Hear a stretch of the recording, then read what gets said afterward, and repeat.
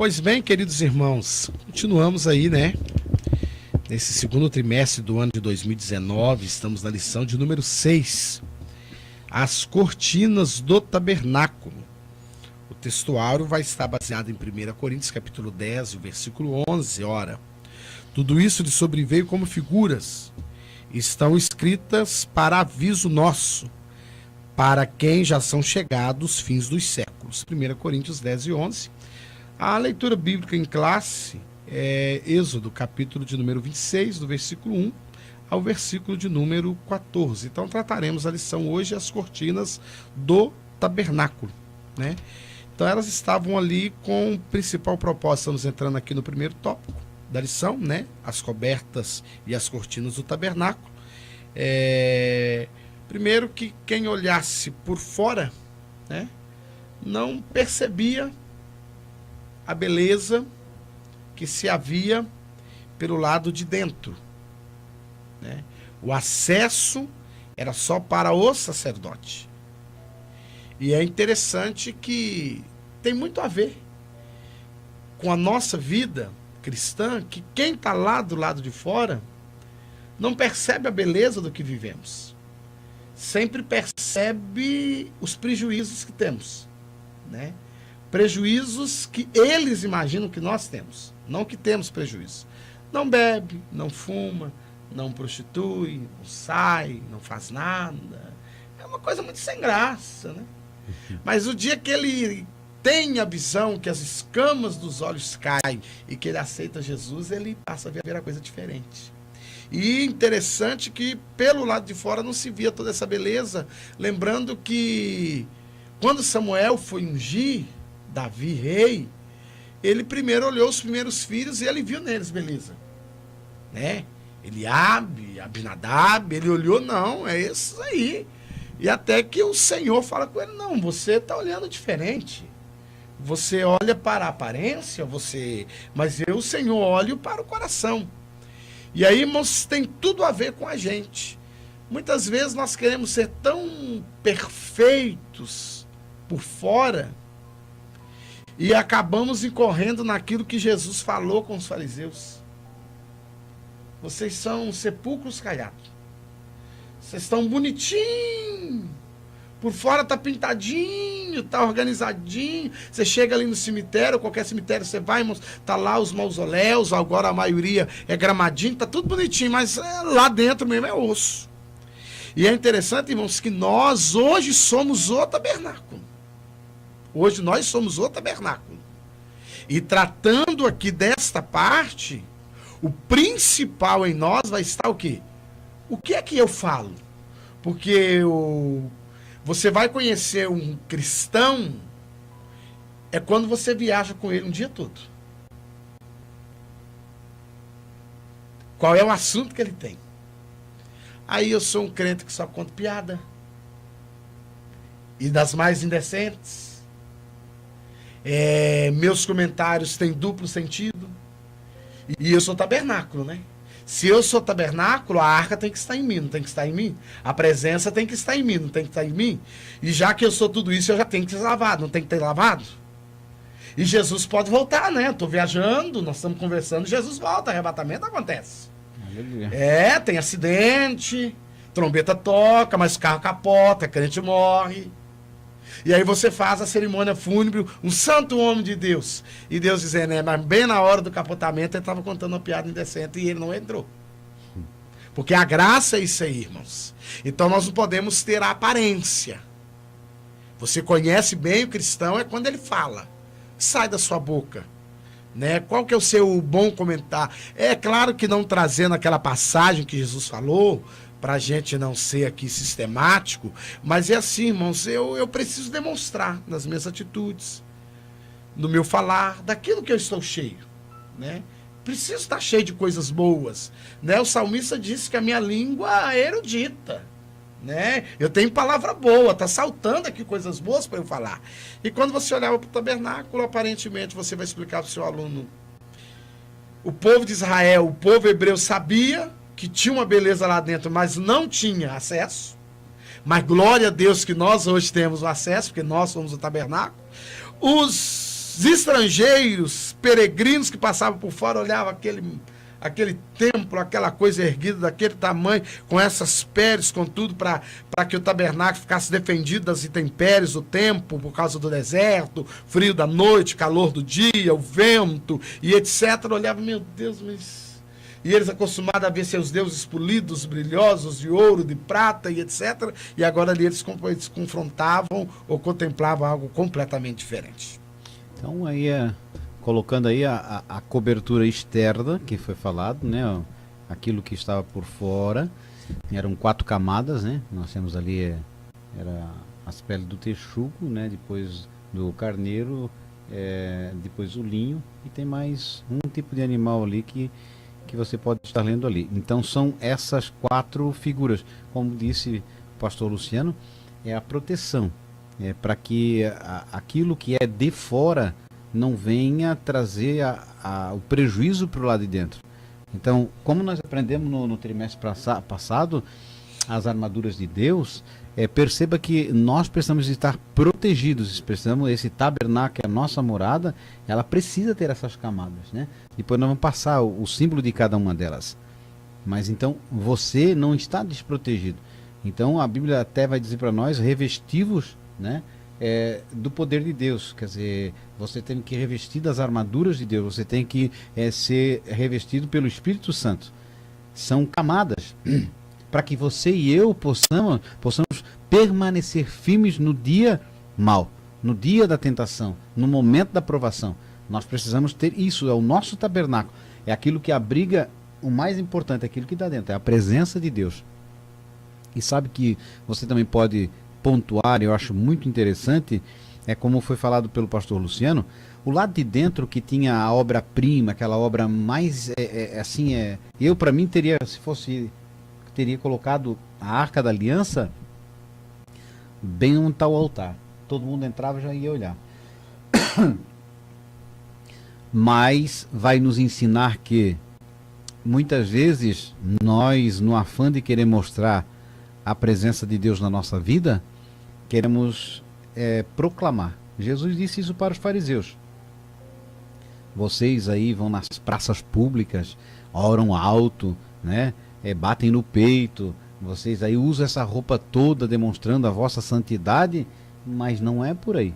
É como eu, que faço uma doação de uma cesta básica, 2, bato uma foto, boto no Face, boto no Instagram, boto nisso, naquilo, e digo, olha, eu tô...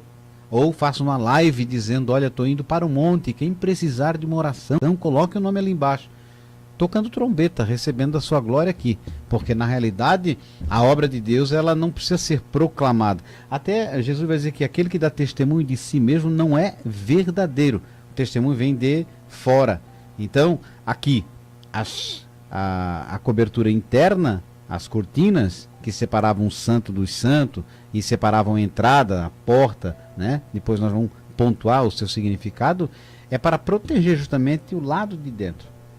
Então nós não precisamos exteriorizar para o nosso próximo que nós terminamos um curso, que nós viajamos, que nós levamos uma cesta básica, que nós oramos por alguém que foi curado, não.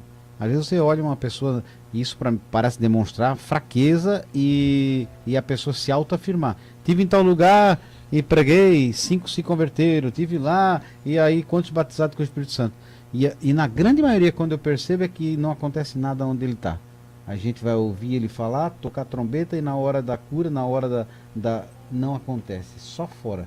Então, eu e você somos confrontados a mortificar esse desejo orgulhoso de querermos ser visto pelo próximo como bons, e na realidade esse não é o propósito. E isso foi o que derrubou a antiga serpente, Satanás. O fato de querer ser igual a Deus, de querer ser maior que o seu próximo, de que fazer com que a pessoa se sinta mais importante que os outros. Tudo que fizemos é para a glória do Senhor. E é interessante, vamos encerrando já o primeiro tópico, que esse mostrar a questão da autoafirmação, eu fui lá, preguei, tantos se converteram. Primeiro, eu acho tão interessante que a pessoa fala se converter. Mentira. A conversão, ela só é confirmada quando a pessoa desce as águas do batismo. Enquanto ela não batizou, ela só aceitou. E eu preciso levar em consideração que aquela pessoa que aceitou Jesus, não foi porque eu, pastor Luciano, fui lá pregar. Ela tem uma mãe que está orando, tem um pai que está orando, Tem um Espírito Santo que tem um convence. ciclo de oração que está orando, tem o Espírito Santo que foi lá e trabalhou. No frigir de tudo aí, no analisar, eu sou só a torneira. É, que a água passou. Só fui a torneira, que a água passou, eu só fui o canal. Ah, eu estou indo para o monte agora orar, então... que diferença? Olha, irmãos, eu fico por entender, eu sei que é um assunto que vai confrontar, talvez você vai confrontar o seu aluno, talvez você, professor, também vai se sentir confrontado, mas qual é a diferença de eu dobrar o joelho no meu quarto e de eu subir ao monte? Está mais perto de Deus, eu acho, né? Porque Mas é mais aí, alto. então, irmãos, então mudaremos então para Bolívia, né? É. Ou de repente ir para o Everest. Né? Vamos para o Everest, montar a congregação lá, e lá, então no Everest, irmão, vai ser o melhor lugar para a gente orar, porque lá Deus vai me ouvir, vai ser mais alto. Ou não, então não são coisas que nós precisamos entender, irmãos, que isso é justiça própria. Isso é eu querer mostrar até um sacrifício para que as pessoas olhem para mim assim, ó, Sérgio é um homem de Deus. É hora no monte. Ora no monte, jejuou. E outra coisa, pensa num homem caridoso, doa, ajuda, tá tudo registrado. Aí, irmãos, a Bíblia diz, sabe, Salomão diz que não seja a tua boca que te louve, mas sim a dos outros. Porque eu não vou falar mal de mim mesmo, essa é uma verdade. E eu também não devo falar bem de mim mesmo. Meu testemunho, sua história, deva ir adiante. Então estava ali a cobertura, né? Ali estavam as camadas, nós vamos aprender no outro tópico, e assim nós encerramos o primeiro tópico da nossa lição.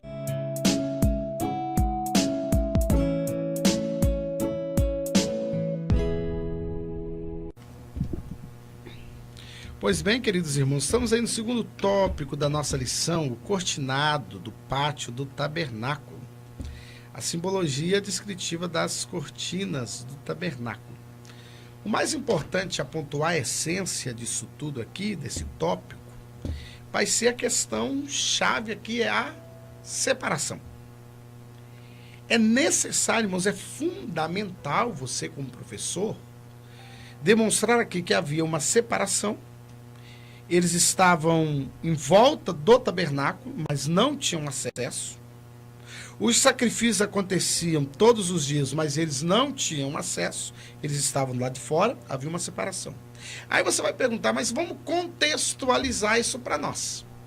Não existe vida cristã sem separação. Não há possibilidade de eu agradar a Deus e agradar o mundo. Aí nós vamos aprender algo muito importante. Tudo também com limite. Tudo tem um limite. Eu não posso ir além daquilo que Deus também quer para mim. E eu também nem vou conseguir. Mas tem pessoas tentando ir além, né? Alguém faz se Jesus jejuou 40 dias tomando água, que seja, eu também vou. Para qual propósito? Para ir no púlpito contar que você jejuou 40 dias ficou à base de pão e água, agora eu vejo alguns contando, e aí tem irmão, meu Deus, esse aí eu tenho que tocar até... E eu acho tão interessante que eu vejo o apóstolo Paulo procurando no lugar orar, mas não vejo comentário de quantos dias Paulo fazia jejum. Eu vejo a sombra de Pedro, que quando ele passava, pessoas eram curadas pela fé que tinham em Jesus. Não é pela sombra, a fé em Jesus. Então Pedro passava, eles criam que Pedro estava tão cheio de Deus que as pessoas eram curadas. Mas eu não vi uma campanha de jejum de Pedro. Eu até gostaria de achar, mas eu ainda não achei. Eu não vi Pedro fazendo comentário, estou com 40 dias de jejum. Olha, irmãos, vai ao cume do absurdo a pessoa dizer assim, eu estou fazendo o jejum de Daniel. Esse dia alguém falou para mim, irmão, tô... Quanto tempo?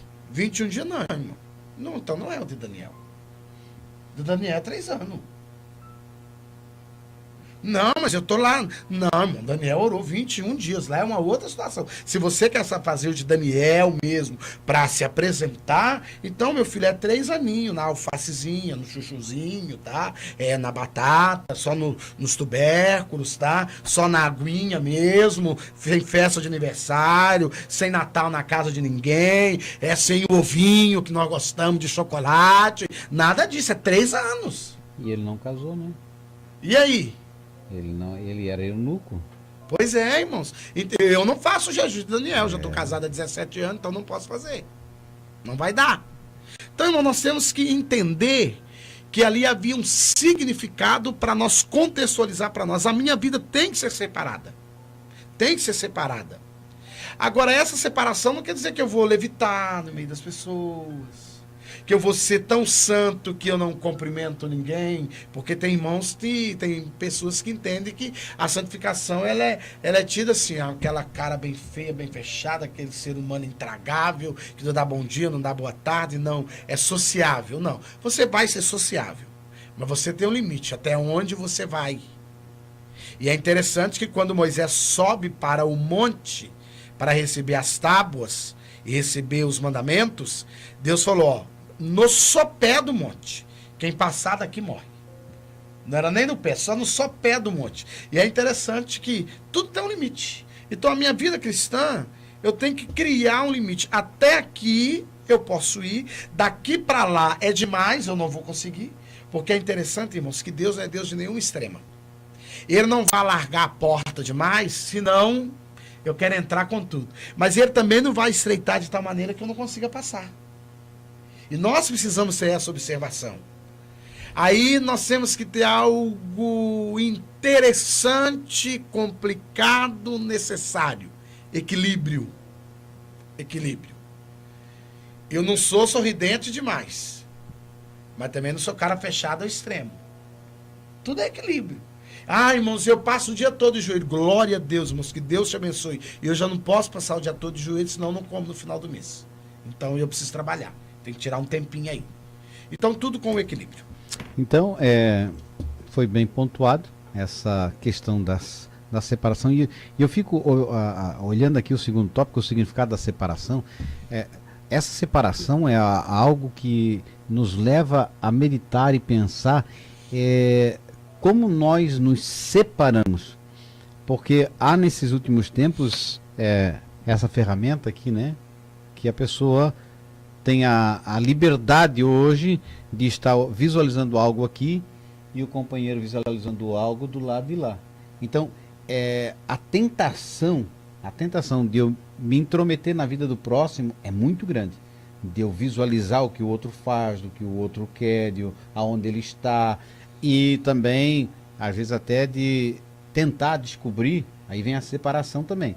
Descobrir a minha amiga de 20 anos atrás, que a gente teve um namorico, sabe, quando eu tinha 17 anos, eu tô 29 anos casado, mas poxa, Maria do Rosário, não, Maria Joana, não sei o que lá, ou Francisca, aí bota lá no perfil, apareceu, aí, quer dizer, começa a brincar com o pecado, aí vai colocar o que ali, oi, tudo bem, quanto tempo, se lembra, a gente estudou junto, aí vai, onde é que tá morando? Quer dizer, a separação, ela diz respeito a toda a área da nossa vida, porque às vezes você está na frente de um televisor e a imoralidade está passando ali, você não tem filtro. O teu filho está vendo uma cena de sexo e você está permitindo. Dentro da casa. Uma cena de feitiçaria, de macumbaria ou de homossexualismo e você está ali vibrando, vendo se vai dar certo. Quer dizer, qual é a separação? Eu fico olhando quando Davi, ele foge de Saul e aí aparecem 400 homens endividados, com fúria no coração, os homens que, vai dizer que a figura deles tinha a expressão, não sei de que animal lá, que agora não me lembro, mas eles começam a conviver com Davi e são moldados pelo caráter de Davi. Davi não cede para os 400. Olha só que importante a separação. Ele abraça eles como companheiros de guerra, porém não se deixa contaminar com a figura deles que estavam rancorosos, odiosos, fugitivos. Eles passam a adquirir ali o caráter de Davi. Quando os 3 moços não se dobram perante aquela estátua, eles dão um recado bem claro. A nossa vida queremos permanecer vivos. Porém, se todavia, no entanto, Deus não nos livrar, que pode também acontecer, não há problema. Agora, de jeito nenhum, eu me dobro. Quer dizer, nem que seja por 1 minuto, 2 minutos. Quer dizer, eu não vou fazer o sentido de continência. E o que mais nós temos visto hoje de contaminação do pecado, não é lá no mundo, é na tua mão, é na frente da tua televisão, é no teu computador de madrugada, é no que você vê. Os canais que absorvem o mundo externo têm trazido confusão e pecado. E aí o que ocorre? O tabernáculo está contaminado, não tem purificação, não tem lavação da mão. E aí esse indivíduo ele vai para os pés do Senhor pedir misericórdia. Para quê? Para que daqui 5 minutos, 10 minutos, a hora que terminar a cerimônia, ele está de novo comendo e bebendo de porcaria. Aí fica 3 horas assistindo futebol. Aí ele vai falar contigo, ele fala do time A, do time B, ele sabe a convocação da Copa lá de 1900 e não sei quanto, aí pergunta para ele, onde é que está escrito lá em Timóteo 2, tu sabe? Não sabe nada das coisas de Deus, mas das coisas mundanas, ele sabe. Então, perceba que a nossa separação diz respeito, você vai dar mais ênfase naquilo que você ama, você vai procurar uma separação colocando os seus valores. Se para você mais importante é o futebol, você vai se especializar em futebol, ou UFC, ou novela, ou filme de ação, mas tem que pensar que você é santuário de Deus. Se o que você vê desagrada o Espírito Santo, se o que você vê desagrada a Deus, pense bem. Tem que ter lavação, tem que ter purificação. E isso, quem está trazendo para dentro da tua casa é você mesmo. Não é o diabo que está trazendo. É você que pode mudar de canal, é você que pode fechar o canal, é você purificar a tua vida. Porque, irmãos, a contaminação vem aos poucos. E é interessante que o presídio Sérgio apontou a questão de Sadraque, Mesaque e Abednego, e não foram só eles 3 que foram levados cativos para a Babilônia. Não. Não eram só eles, os crentes, vamos assim dizer, no nosso contexto hoje, não seriam só eles os crentes que estavam ali. Ao todo deu quase 7.000 pessoas. Filhos de nobres e príncipes. Foi a nata. Só foi a nata, mas foi quase 7.000. Mas que não se prostrou só 3. Aí outra coisa a se pensar. Não é porque todos fazem, eu vou fazer. E eu para encerrar o tópico aqui, o comentarista fala algo impressionante, interessante, que não tem nem o que agregar, mas vou ler. Vou ler para você, professor, e você ler aí, grife aí no final. Ter consciência da santidade bíblica significa ter a disposição para viver na contramão do mundo. E aí, irmãos, como é que eu sou? Não tem como. Ou eu estou indo para o céu, ou estou indo para a perdição. Se eu estou indo para o céu, isso é se eu estou. E se eu quero. Porque é bem interessante, só para a gente encerrar esse tópico, porque o pastor Luciano gosta de falar, né? Jesus falou o seguinte, aquele que quiser. Você não tem obrigação, você não é obrigado. Agora você quer? Você quer vir após mim? Então você pega a sua cruz. De cada dia. De cada dia. Nega a si mesmo. Então, pastor, mas eu tenho uma paixão Então, nega a si mesmo. Pastor, mas eu gosto da novela. Nega a si mesmo. Eu amo um filme de ação, eu quero ver matar tudo. Nega a si mesmo. E siga-me. É porque às vezes as pessoas pensam assim, que mal tem? Aí é fácil de perguntar.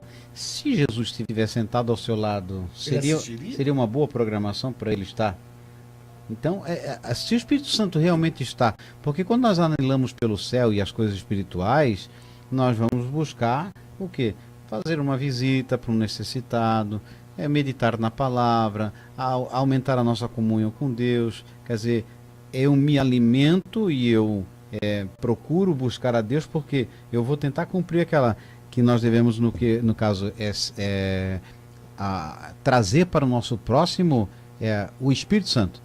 Não vos embragueis com o vinho que a condena, mas enchei-vos. Quer dizer, enchei-vos é isso aqui, ó. Meu copo está cheio e eu vou encher ele. Ó, toma, Luciano. Isso é enchei-vos. Não é se encha. A Bíblia não diz se encha do Espírito Santo. Não, não. Ela diz enchei-vos, quer dizer, você já está cheio. Só que você passa para o teu próximo. Agora, pensa bem, se esse meu copo que simboliza o meu coração está cheio, novela, filme de ação, macumbaria, violência, prostituição, quando eu vou encher ele de coisa boa? Não, irmão. Não, isso não é ser radical, isso não é ser retrógrado nem saudosista. Isso é ser cristão. Cristão é o dia a dia, é o que você faz no oculto, é o que ninguém vê. O teu coração, o interno, as obras melhores estão lá no íntimo, no santo dos santos, que é o teu coração. Lá tá, se você é puro, se você odeia alguém, se você tem inveja, se você... Do coração procedem a sair da vida e da morte. E isso é visível para Deus. Para o próximo você consegue ver uma vida assim, né? Igual os fariseus, bem vestido, né? Consegue até falar o idioma gospel, né? Aleluia, tá dominado, tá amarrado. Isso você aprende. Agora, mudar o caráter, só o Espírito Santo atuando na sua vida. E, irmãos, para encerrar, né? A santificação nos torna um com o Senhor Jesus. Então ninguém consegue enganar por muito tempo. Logo, logo a máscara cai. Então vamos colocar no nosso coração que a santificação nos torna um em Jesus. A santificação nos faz viver na contramão do mundo, encerrando aí o segundo tópico da nossa lição, que nós falamos o quê? Da simbologia descritiva das cortinas, do tabernáculo, o significado da separação e o significado da santificação de Jesus. A santificação.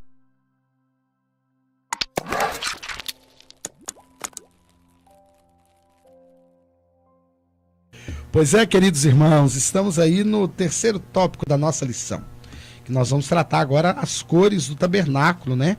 E o significado especial das cores do tabernáculo, né? Tinha a cor ali azul celeste, a cor púrpura, a cor escarlate ou carmesim, né? E a cor branca. E nós vamos começar pela cor azul celeste, né? Interessante, irmãos, que indica ali primeiro indicativo, né, de que Cristo, né, viria até nós. E o segundo indicativo que, infelizmente, nós queremos abrir mão, mas não podemos abrir. Nós somos do céu. Nós somos do céu. Para lá nós vamos retornar. Então nós não podemos abrir mão disso, né? É porque aceitar a Jesus é uma escolha que nós fazemos. Nós até usamos o termo aceitar a Jesus, mas Jesus é que nos aceita. Mas quando nós aceitamos esse projeto de salvação, nós aceitamos, presbítero Monsesso, um projeto de reino. E é interessante que súdito não tem opinião. Não. Súdito obedece. Então a primeira cor que nós estamos tratando aqui é azul celeste. Não esqueça, professor, de focar para o seu aluno e focar para nós, professores. Nós somos do céu. Havia dois indicativos de que Cristo viria até nós, mas o indicativo contextual para hoje, para a igreja, é que nós somos do céu. Então, toda essa simbologia, tipologia, essa analogia, quer dizer, com esse gia no final, é para nós tentarmos, através desses elementos, que é uma ordem divina, né? Moisés, na obediência ao mandato de Deus, ele vai procedendo conforme Deus manda. Eu quero a cortina dessa cor, eu quero o candelabro assim. Tudo que tem aqui é uma tipificação do céu. Então, esse modelo veio do céu. Então, quando nós olhamos aqui, é claro, nós vamos colocar o devido valor segundo sempre o que vem representando na Sagrada Escritura. Porém, nós também não podemos ficar amarrados só a esse tipo, porque a Bíblia não vai dizer lá, a cor azul simboliza o céu. Não está escrito. Né? A púrpura simboliza a realeza. Nós tiramos esse significado para a nossa edificação espiritual. Porque em alguns momentos o ouro simboliza Deus, no outro a cássia simboliza a natureza de Cristo. Porém, não podemos nos prender a isso. Porque nós vamos aprender agora que na nova aliança, nós como não sendo judeus, mas sendo enxertados na videira, né, nós temos um tratamento diferenciado do povo judeu. Né, que você vai ler em Atos Apóstolos capítulo 15, no primeiro concílio de Jerusalém, o que aos judeus é requerido, né?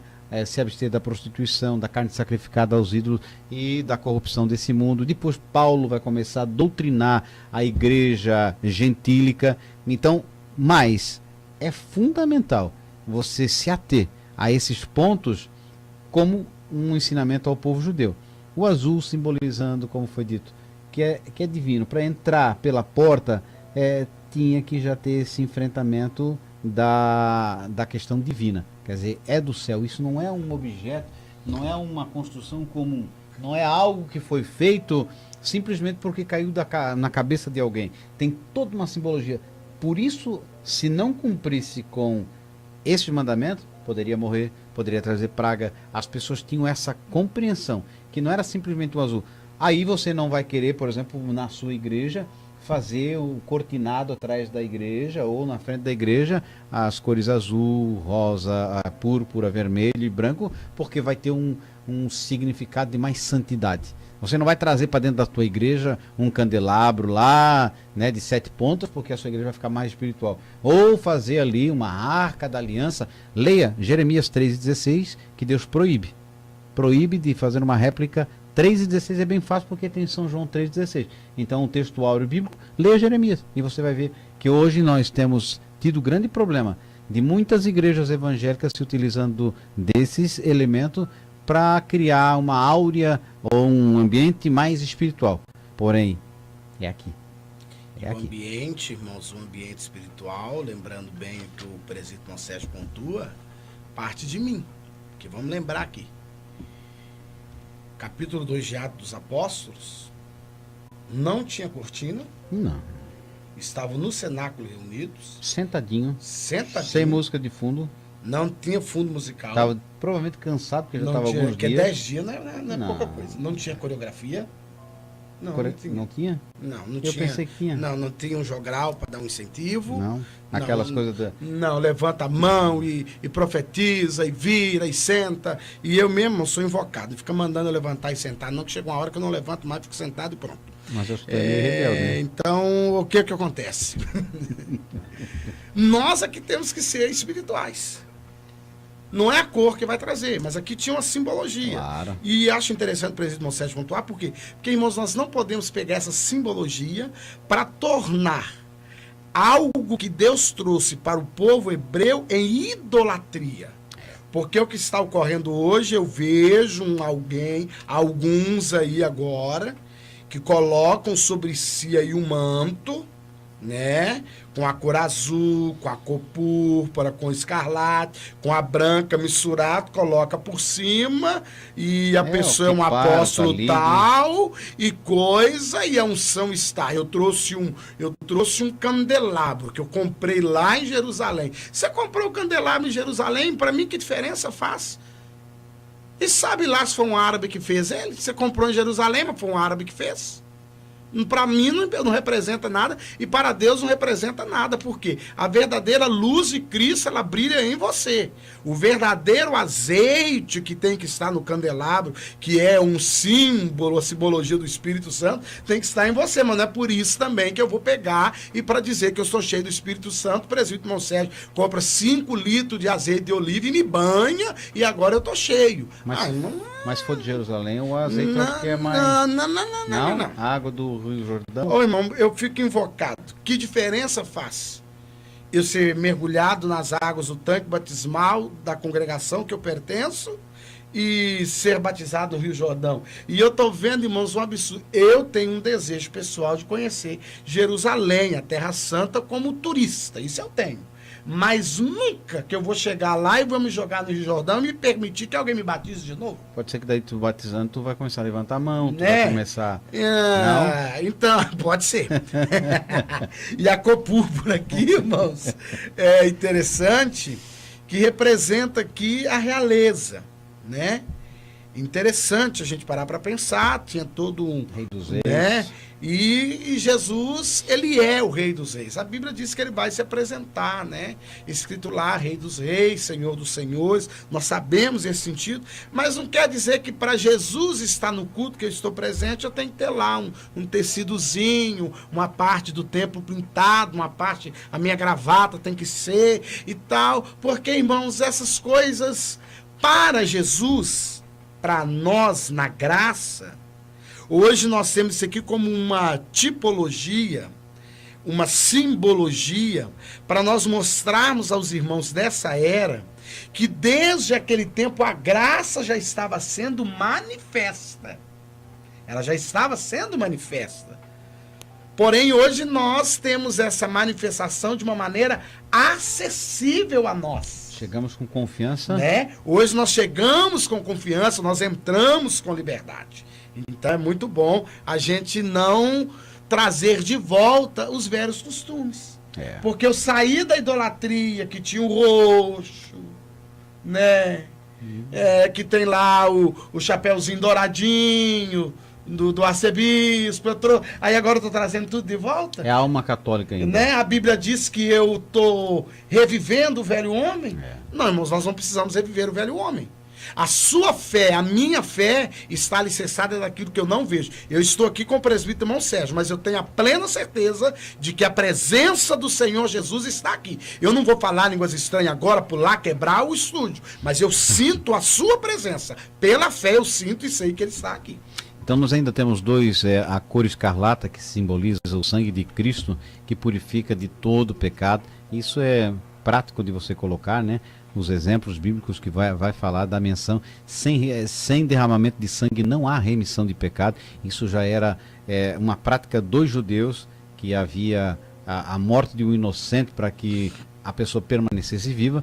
E aí a cor branca do linho torcido, que era a última cor, simbolizando a justiça de Deus. Quer dizer, justificar é você não precisar pagar por algo que você deve. Alguém te justifica, diz assim, ó, ele não veio, mas pode achar que eu pago a conta. Então, está justificado, não tem mais dívida, porque já foi pago. Então, ele não pagou, mas não tem como reclamar porque a dívida foi paga. Então, a nossa justiça sempre vai estar baseado na graça do Senhor, no sangue de Cristo Jesus e nessa aliança que nós fazemos com Ele. Não na tua oração, não no teu jejum, não na tua subida do monte, não na tua contribuição. Tudo isso já faz parte daqueles que entenderam o Evangelho de Cristo. Aqueles que estão enxertados em Cristo produzem aquilo que vem da videira. Vai produzir o quê? Coisas boas. Se você está enxertado em Cristo, não tem como produzir coisa ruim. Ao menos que esse não seja o Cristo do Calvário. Aí sim. E essa questão, pense com carinho. Não é uma arca que você vai colocar bilhetes lá de oração que vai... Isso aí, irmãos, é idolatria, é paganismo, isso é misticismo, isso é um sincretismo religioso. Nós deveríamos banir do nosso meio essas coisas. Ah, irmão, vamos colocar aqui na arca e depois eu vou levar lá para o monte e vou queimar isso aqui diante... Onde é que você viu isso na Bíblia, gente? Onde é que você viu Jesus fazer isso? Olha, Pai, está aqui, ó, essa multidão que precisa ser purificada, tem um monte de tabu.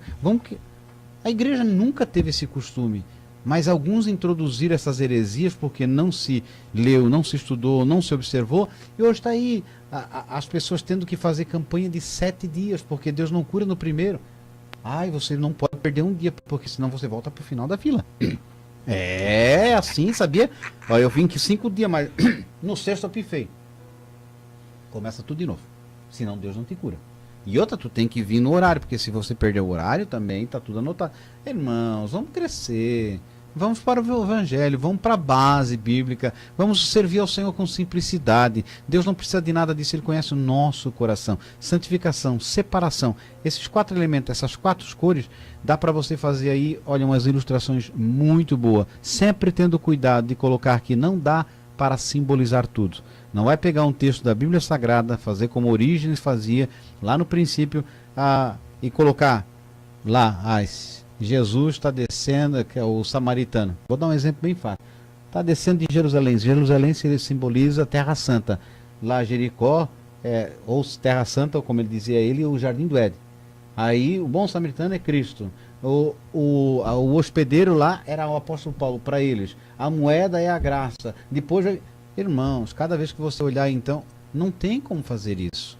Mas nós colocamos isso aqui porque foi dado por Deus em obediência. E realmente confere que azul é celeste, púrpura simboliza a cor da realeza, como Jesus, o Rei dos Reis. Aí o vermelho, o carmesim, o sangue de Cristo. Mas não vamos nos ater só a isso. Vamos olhar para nós, lá para como nós lemos da vez passada a pia. Senhor, será que eu estou bem? Eu vou pegar um pouquinho dessa água e vou me lavar. Eu vou me santificar. Eu não vou colocar responsabilidade sobre a minha esposa, não vou pedir para o ciclo de oração orar por mim, porque eu posso orar, né? Eu vou fazer a minha parte e com certeza Deus fará a sua. Então, queridos irmãos, encerramos, né? Mais uma preciosa lição. Semana que vem nós aguardamos os irmãos. Dê um like. Né?